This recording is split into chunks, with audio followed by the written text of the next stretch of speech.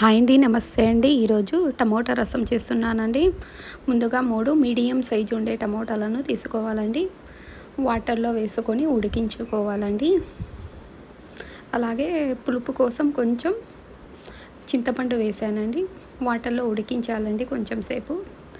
అది పొట్టు వచ్చే వరకు ఉడికించుకోవాలి. అలాగే ఒక కడాయి తీసుకొని కడాయిలో ధనియాలు, మిరియాలు, జీలకర్ర వేసి వేయించుకొని పక్కన ఉంచుకోవాలండి. అలాగే శనగపప్పు తీసుకోవాలండి. శనగపప్పు కూడా వేయించుకోవాలి. శనగపప్పు వేసిన తర్వాత వట్టి మిరపకాయలు వేసుకోవాలండి. 2 కొంచెం బ్రౌన్ కలర్ వచ్చేలాగా వేయించుకోవాలండి. అలాగే టమోటాలు ఉడకాయండి. ఇలా పొట్టు వచ్చేలాగా ఉడికిస్తే చాలండి.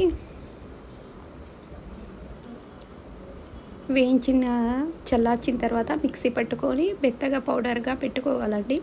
ఈ పౌడర్ను ఇప్పుడు ఈ టమోటాలను మిక్సీ పెట్టుకోవాలండి. పొట్టు వస్తే పొట్టు తీసేసైనా మనము రసం చేసుకోవచ్చండి. పొట్టు తీస్తే కొంచెం చాలా టేస్ట్గా ఉంటుందండి.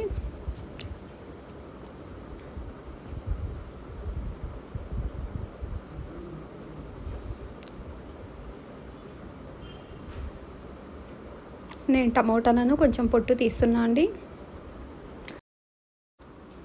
టమోటాలను ఉడికించిన దానిని మిక్సీ పెట్టుకొని మెత్తని పేస్ట్గా చేసుకోవాలండి. ఉడికించిన దాని గిన్నెలోనే ఇప్పుడు ఈ మెత్తని పేస్ట్గా చేసిన టమోటాలను గిన్నెలో వేసుకొని కొంచెం పసుపు, ఉప్పు వేసుకోవాలండి. తగినంత ఉప్పు, పసుపు వేసుకోవాలండి. ఇప్పుడు మెత్తని పేస్ట్గా చేసిన ఈ పౌడర్ను ఒక స్పూన్ వేసుకుంటే చాలండి. నేను మిగతాది ఒక డబ్బాలో వేసి పక్కన పెట్టేస్తున్నా అండి. ఒక 2 టైమ్స్ వస్తుందండి ఈ రసం పొడి. నాకు ఎప్పటికప్పుడు చేసుకుంటూ ఉంటానండి ఈ రసం పౌడరును.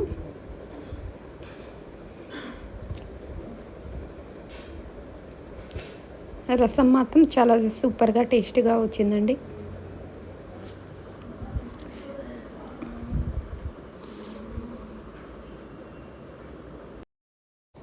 నాలుగైదు వెల్లుల్లి తీసుకొని కచ్చాపచ్చగా దంచుకున్నానండి. అలాగే కొంచెం కొత్తిమీర వేసుకొని కచ్చాపచ్చగా దంచుకుంటే టేస్ట్ చాలా బాగుంటుందండి. ఇప్పుడు కొత్తిమీర వేసుకున్నానండి. ఇలా దంచుకుంటే కచ్చాపచ్చగా చాలా టేస్ట్గా ఉంటుందండి రసము.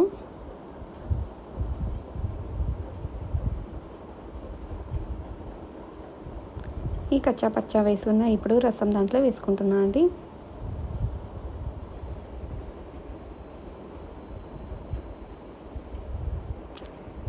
పప్పు పెట్టుకుంటున్నా అండి. ఆవాలు వేసుకున్నా అండి. ఆయిల్ వేసుకొని పప్పులో ఆవాలు, జీలకర్ర, మిరపకాయలు వేసుకున్నా అండి. కొంచెం ఇంగువ వేసుకున్నానండి. అంతే అండి పోపు. సూపర్ టేస్ట్గా ఉందండి రసము. ఒకసారి ట్రై చేయండి. ప్లీజ్ లైక్ చేయండి, షేర్ చేయండి, సబ్స్క్రైబ్ చేసుకోండి.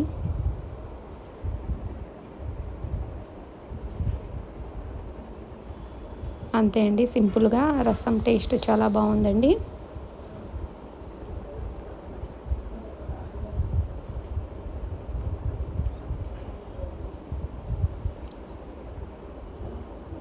ఓన్లీ రసం రైస్ మాత్రమే తినొచ్చండి. బాయ్ అండి.